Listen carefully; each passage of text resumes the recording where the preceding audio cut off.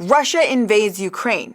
Who's talking about it on the news? We should be communicating to individuals in Moscow. Israel bombs Gaza.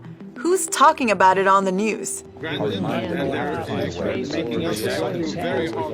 United States government wants to ban TikTok.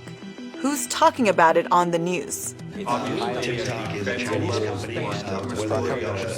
Pundits, experts, contributors, these are mainstays of not only how we as viewers consume the news, but also how the news itself is done, how it's interpreted, written, broadcasted.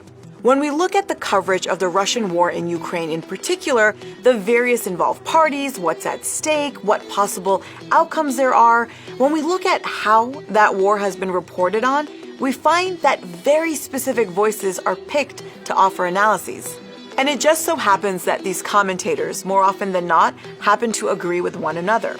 Ukraine, if we give them what they need, they beat Russia every time on the battlefield. But there are literally hundreds of new sanctions that we could impose. We should have a big bang approach to sanctions. NATO and the U.S. have to be more aggressive. Every time we say that we will defend every square inch of NATO territory, Putin hears, well, I guess the rest is for me. These people, the voices given authority, they matter. They matter when, like in the context of the Russia-Ukraine war, the U.S. government has sent to date almost $50 billion in military assistance, despite fewer and fewer Americans supporting that kind of aid. And most of that money, by the way, never even leaves the U.S., since it goes directly to American arms manufacturers who are directly supplying Ukraine or replenishing U.S. stocks of weapons that are being sent there. And so we then have to ask, what role does the arms and defense industry itself play in pushing narratives in our coverage that are responsible for the continuation of this war? Narratives that have made weapons manufacturers a lot of profits. And where are these guys even coming from? Who picks them? How are they picked? And what relationships do they have with the stories they comment on?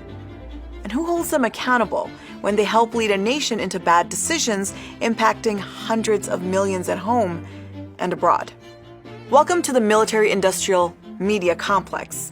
And welcome to Backspace, where we tell you how the story is told in the headlines, and then we think about how we can tell it a little differently.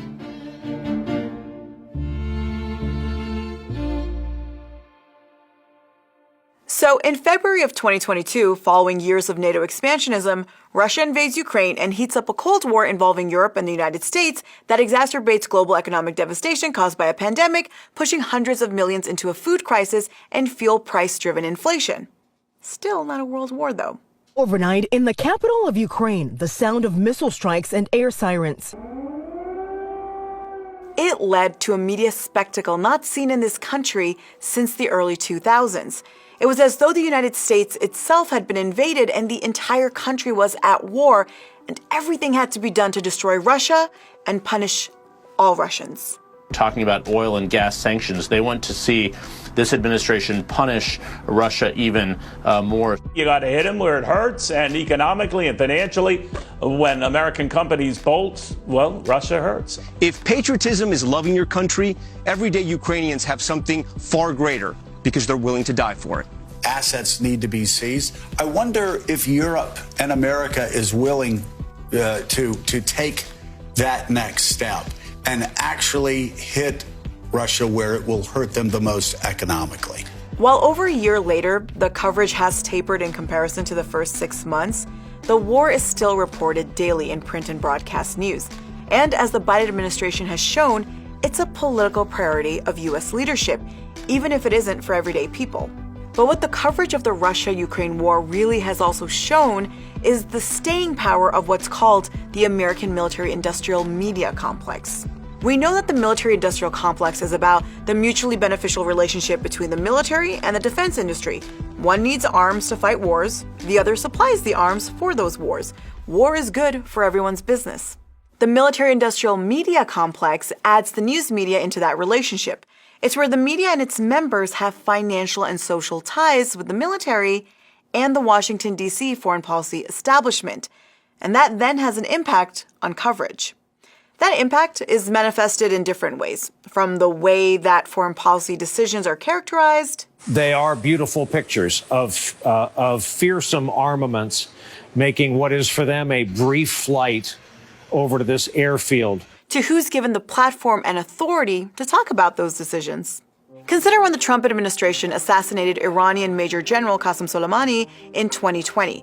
It was a shocking act of explicit aggression by the United States. And so experts, pundits, contributors, whatever we want to call them, flooded the airwaves. The Intercept, 3 days after the assassination, noted that the financial ties to the defense industry that many of these commentators had was often not disclosed by the news programs they were on, like Jack Keane, David Petraeus, John Negroponte, and Jay Johnson, ex-military and ex-public officials who all had financial ties with the defense industry. The president had ample domestic legal authority to take him out. The Intercept noted this again in 2021, following the U.S. withdrawal from Afghanistan after a 20-year occupation. Its reporters found that again and again, cable news programs brought on experts, ex-military, ex-public officials, without disclosing their professional and financial ties to defense industry. And, surprise, surprise, they pushed for the Americans to stay in Afghanistan. It's a sad, frustrating moment to watch an ill-conceived, and I emphasize ill-conceived, hasty withdrawal turn into what is now an embarrassing retreat. By the time Joe Biden became president, I actually think he inherited a situation, Brian, which he could have lived with. When we were there, we had the cooperation of the Afghans. We had good intelligence on where the targets were. We'll have none of that with Taliban control. And that trend continued with the Russian invasion of Ukraine. Experts are still brought in for commentary on cable news shows without the disclosure of their financial ties to the very industry with an interest in selling more and more weapons and not ending the war. I think we have to really get serious and understand this is a long-term problem. But we can do more right now. 10 Challenger tanks, wonderful. Why not 20? Why not 40? Why not 60?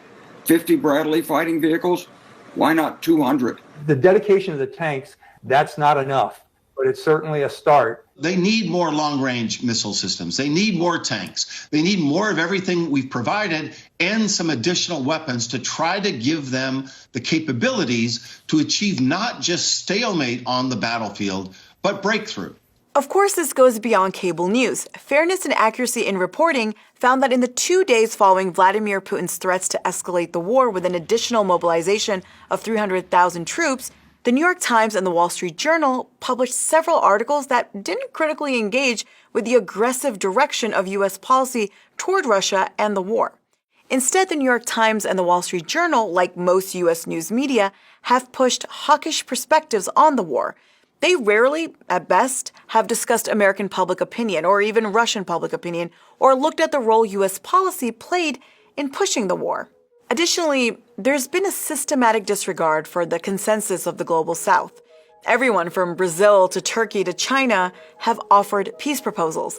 The U.S. is warning about China's so-called peace plan for the war in Ukraine. Ukrainian President Zelensky seemed to signal an openness to a good faith peace plan from China, and he says he hopes to meet with Chinese Premier Xi Jinping. But it remains to be seen exactly how sincere Beijing is about ensuring a peaceful resolution to this conflict. We don't see any impetus right now to get to the negotiating table. So that's why we are focused on making sure Ukraine has everything they need to be successful on the battlefield, so that if and when President Zelensky says, I'm ready to sit down, he can do so with some wind at his back. Many African and Asian countries oppose sanctions on Russia, and many Latin American countries have refused to bow to U.S. pressure and send ammunitions to Ukraine. These stories are ignored, despite them showing a consensus of where most of the world stands against escalation and war. Instead, the U.S. news media promotes a narrative of goals that can't be achieved without imposing military defeat on the Russian state. And that means a long and permanent war at the cost of the vulnerable in Ukraine and the global South. And so when the only narrative being offered in headlines on cable news is one that upholds a very aggressive American foreign policy that doesn't offer alternatives to war, alternatives like diplomacy to end a costly, devastating war, what then is our news media's function? It's propaganda. It's the military-industrial media complex, and what it does in effect is use the speculated threat of something worse to whitewash and justify atrocities being committed in the name of prevention. The most classic example of this was, of course, the Iraq War, a war sold by an entire industry of experts, pundits, and authorities who were touted as trusted voices, who only offered war as a solution to a problem there was no evidence of. They never saw a day of accountability, and they've thrived in their careers, hawking about other wars. So what does a media that is so ingratiated with the military and foreign policy establishments need to do better? Is that even possible? Well, there's actually nothing wrong with there being opinion in news media. Analysis or commentary is a strong tool for helping navigate complex ideas, histories, policies, interactions. It can help us understand really what's at stake with all the various movements that take place in our world. The problem is when we create an economy of opinions in the news, when opinion becomes the primary way in which we understand what's happening. And that becomes dangerous when that opinion is presented without transparency about who's giving it and why. A large part of why this is so common is twofold. First, there's deference to establishment power that's inherent in the news media. Whether it's deference to the police or to the military, there's support for institutional power because the media itself is an institution and benefits from access to other institutions. Second, there's also just plain human bias, picking experts and commentators who conform to pre-existing biases on everything ranging from how the United States is a force for good to even biases about predictions on outcomes and behaviors. But audiences are entitled to hear from more perspectives from different parts of the world on an issue of global importance. They're entitled to full disclosure on the interests represented by the security experts discussing Russia or China or Iran or whoever. Ignoring different perspectives, treating commentary as the primary vessel for understanding major seismic events and not disclosing special interests guiding the commentary or pushing back against it also provides a lot of financial benefit to interested parties. Since the start of the Russian war in Ukraine, American weapons manufacturers have seen their profits significantly increase because war, violence, and general global instability is the bread and butter of the arms industry, which they happily acknowledge. And that money that these weapons manufacturers are pocketing is coming from the American taxpayer. So if an industry is built on the necessity of instability and its continuation, then why are those who work with and within that industry being used as authoritative voices that need to be heard from? There is so much need for accessible, earnest, and honest analysis of the movement of power in this world.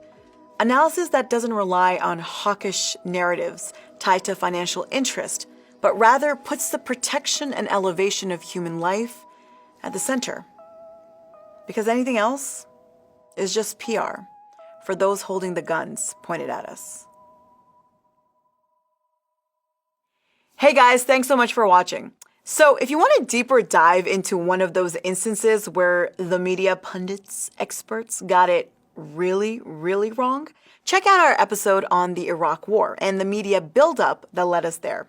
Thanks so much for watching, and don't forget to like, share, and subscribe, and we'll be back very soon.